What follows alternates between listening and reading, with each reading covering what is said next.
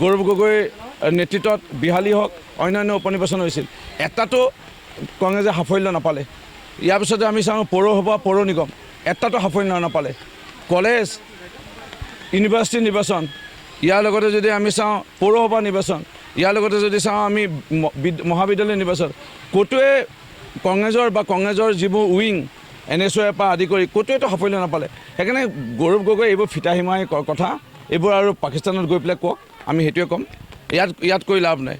দেশতো মানুহে নুশুনে গৌৰৱ গগৈ বহুত চিঞৰে সাংসদৰ মজিয়াত কিন্তু ৰাইজে এতিয়া নুশুনা হ'ল কেলৈ নুশুনে কাৰণ তেখেতৰ যিবোৰ চিঞৰ বাখৰ দেশ বিৰোধী আজি এজন সাংসদ আজি 540তকৈ অধিক সাংসদ আছে ৰাজ্যসভা লোকসভা মিলাই বেছিয়ে হ'ব আজি এজন খালী মাত্ৰ সাংসদে সোধে পাকিস্তানৰ সপক্ষে প্ৰশ্ন ৰাফেল কেইটা কিনিলে যি তাজৰ যিটো আমাৰ সাগৰৰ পৰা তাজৰ যিটো ঘটনা কৰিছিলে সেই তাত আকৌ নতুন নিৰাপত্তাৰ তাত মোতায়েন কৰিলে নেকি আৰু সীমান্তত কিমান আপোনালোকে এতিয়া বাংকাৰ বনালে কিমান আপোনালোকে আৰু নতুন জেট ফ্লাইট কিনিলে বা যুদ্ধ বিমান কিমান কিনিলে সেই প্ৰশ্নবোৰ কোনো সাংসদে নুসুধে অকল তেওঁ গৌৰৱ গগৈ সোধে তাৰমানে কি গৌৰৱ গগৈ সেই তথ্যবোৰ লৈ পেলাই পাকিস্তানক দিব আৰু পাকিস্তানে সেইমতে কাম কৰিব পৰিকল্পনা ল'ব এই কথাবোৰে গৌৰৱ গগৈয়ে দেশ বিৰোধী কাম কৰিয়ে আহিছে আৰু দেশৰ ৰাইজে ইতিমধ্যে বুজি উঠিছে সেইকাৰণে তেখেতৰ গ্ৰহণযোগ্যতা ক'তো নাই এয়া প্ৰমাণ হৈছে শেহতীয়াকৈ বিহালী নিৰ্বাচনত মাজোৰা তেখেতে তাত বহি লোৱাৰ পিছতো ৰাতি দিন কষ্ট কৰাৰ পিছতো তাত ফুটুকা ফেন গৌৰৱ গগৈ তাত ফুচ হৈ গ'ল আন এক কথা উল্লেখ কৰিছে অৰুণোদয় আঁচনিখন কিন্তু ৰাইজৰ টকা আৰু এই ৰাইজৰ টকাক লৈ কিন্তু বিজেপি চৰকাৰে কিন্তু এনেধৰণৰ মানুহক বিভ্ৰান্ত কৰি পিনে হেৰি কৰি আছে বুলি নিৰ্বাচনী প্ৰচেছ চলাইছে মানে গৌৰৱ গগৈৰ কথাবোৰ মানে ফটোৱা টাইপ হৈ গ'ল কেলৈ ফটোৱা টাইপ হ'ল মই কৰিলোঁ মই নিজে কংগ্ৰেছত আছিলোঁ বুলি ক'বলৈ লাজ লাগে মোৰ মা 3বাৰ MLA আছিলে মন্ত্ৰী আছিল মই 4বাৰ কিন্তু কংগ্ৰেছক এৰিলোঁ ইমানে এটা সস্তীয়া ৰাজনীতি কৰে কংগ্ৰেছে আজি সূতা কম্বল আঁঠুৱা 200 টকা 300 টকা দামৰ সূতা কম্বল আঁঠুৱা দিছে সেইটো ৰাইজৰ টকা আছিল তাৰমানে সেই সময়তো তেওঁলোকে 1000 টকা দিব পাৰিলেহেঁতেন 700 টকা চাগে মাৰিছিল টকা কংগ্ৰেছৰ নেতৃবৰ্গই সেইটোৱে হ'ব লাগিব এতিয়া সেই ৰাইজৰ টকা আমি কোৱা নাই নহয় বেলেগৰ টকা আমাৰ বিজেপিৰ পকেটৰ টকা ৰাইজৰ টকা কিন্তু ৰাইজক সঠিকভাৱে আমি দিছোঁ এটা ৰেচন কাৰ্ড বিনামূল্যৰ ৰেচন ইয়াৰ লগতে উজ্জ্বলা গেছ ইয়াৰ লগতে আয়ুষ্মান কাৰ্ড ইয়াৰ লগতে অৰুণোদয় ইয়াৰ লগতে বিনামূল্য কলেজৰ পৰ্যন্ত নামভৰ্তি বিনামূল্য আজি হাজাৰ লাখ আজি আমাৰ দুখীয়া আদিবাসী গোৰ্খা ৰাভা বড়ো আজি কোচ ৰাজবংশী আজি যিসকল সৰ্বসাধাৰণ গাঁৱত থাকে সেই লোকসকলৰ সন্তানসকলৰ তেজ খালে কংগ্ৰেছে কেলৈ তেজ খালে তেতিয়া যদি বিনামূল্য কলেজৰ নামভৰ্তি কৰাহেঁতেন আমাৰ বহু ল'ৰা ছোৱালীয়ে হয়তো আজি APSC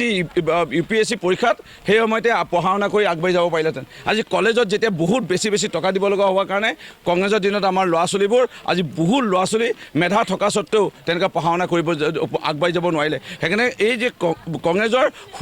হুদাৰ বা এইবোৰ প্ৰশ্ন কৰাৰ অধিকাৰে নাই কাৰণ কংগ্ৰেছে টকা আধা ৰাইজক দিছিল আধা মাৰিছিল সেই পাপে চুলে সেইকাৰণে কংগ্ৰেছ আজি ধ্বংস না কেন্দ্ৰত কংগ্ৰেছ আছে 3বাৰ একেৰাহে হাৰিলে আৰু কংগ্ৰেছ কেতিয়াও নাহে অসমত একেৰাহে হাৰিলে 2বাৰ আৰু উত্তৰ পূৰ্বাঞ্চলত হাৰিয়ে আছে উত্তৰ পূৰ্বাঞ্চলতো ক'তো নাহে আৰু অসমত মই আজিয়ে কৈছোঁ কংগ্ৰেছ আৰু অহা সম্ভাৱনা নাই কেলৈ এই পাপৰ পৰাচিত তেওঁলোকে এই জন্মতো কৰিব নোৱাৰে আৰু 10টা জন্মৰ পিছত পাপ লাগিছে নেকি সাংঘাতিক পাপ কিমান ঠগিলে আজি গুলি ফুটা বম ফুটা অসম এখন আছিলে BTR আছিল কোনে গুলি ফুটাইছিল বিদেশৰ পৰা আহি পেলাই নহয় অসমৰে সন্তান আছিল এই অসমৰ সন্তানসকলক বড়ো ভাইসকলক মাতি বড়ো শান্তি চুক্তি কৰিব পাৰে আদিবাসী ভাইসকলক মাতি আদিবাসী শান্তি চুক্তি কাৰ্বি ভাইসকলক মাতি কাৰ্বি শান্তি চুক্তি ডিমাচা ভাইসকলক মাতি ডিমাচা শান্তি চুক্তি আলফা যিসকলে বন্দুক লৈ আছিলে তেওঁলোকক মাতি আনি আলফা শান্তি চুক্তি কৰিব পাৰিলেহেঁতেন যেতিয়া কিয় কংগ্ৰেছে নকৰিলে আজি কিমান মানুহ মৰিব দিলে এই যে কংগ্ৰেছক ইমান মানুহ মৰিব দিলে ইমান ঘৰ ধ্বংস হ'ল কিমান বিধৱা হ'ল তাৰ পাপটো কংগ্ৰেছৰ সময়ত এই ভুল কৰাৰ কাৰণে আজি এই উগ্ৰপন্থীসকলৰ আলোচনা নামাতি তেওঁলোকে যিটো ভুল কৰিছিল তাৰ পাপৰ প্ৰাচিত কৰিব নোৱাৰে এই জনমত কংগ্ৰেছে ছাৰ গৌৰৱ গগৈ বা কংগ্ৰেছৰ অসমত প্ৰকৃত ভোট বেংক কোনখিনি বুলি ভাবে আপুনি চাওক আগতে কৈ আছিলে আলি কুলি আলি মানে মুছলমান কুলি মানে আদিবাসীসকল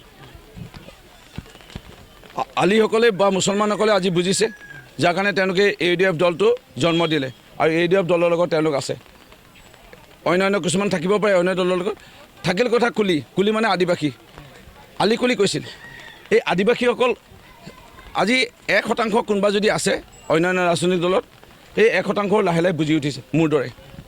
মই 5 বছৰ আগত আজি বিজেপি দলত যোগদান কৰিলোঁ আজি ৰাস্তা আজি দলং আজি লাইনৰ ৰাস্তাৰ পৰা আদি কৰি আজি মডেল স্কুল, মডেল অংগনবাদী কেন্দ্ৰ, ৰঙামঞ্চ, মজুৰি বৃদ্ধি, এম্বুলেঞ্চ, এটা আছিলে উৎসৱ, হাতে হাতে ধৰি পেলাই সকলোৱে নাচে, কৰম উৎসৱ।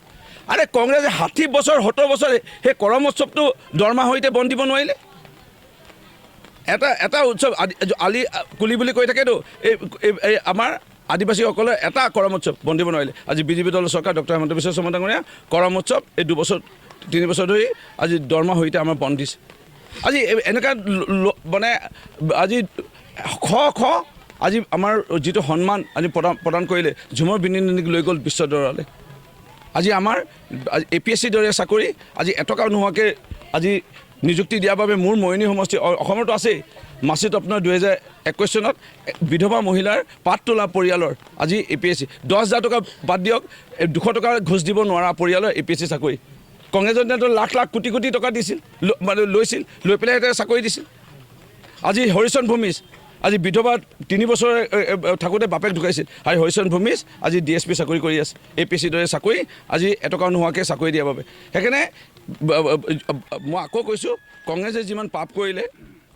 মই নিজকে লাজ লাগে কংগ্ৰেছী বুলি, এটা সময়ত কংগ্ৰেছী আছিলোঁ বুলি ক'বলৈ।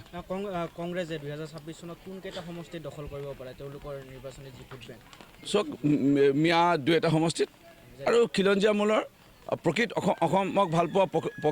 প্ৰকৃত ভাৰতী আই মাতৃক ভাল পোৱা কোনো মানুহে চাগে কংগ্ৰেছক আৰু ভোট নিদিয়ে।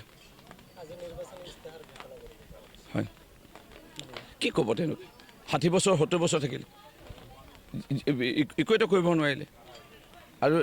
আজি ইস্তেহাৰ দি পেলাই কি ক'ব? না তেওঁলোকৰ কেন্দ্ৰত চৰকাৰ, না ৰাজ্যত চৰকাৰ, না তেওঁলোকৰ সাংসদ, না তেওঁলোকৰ BTR, চবটোতো বিজেপি। সেইকাৰণে তেওঁলোকৰ ইস্তেহাৰ মানুহে চাব আৰু ফালি পেলাই দিব, সেইটোৱে হ'ব।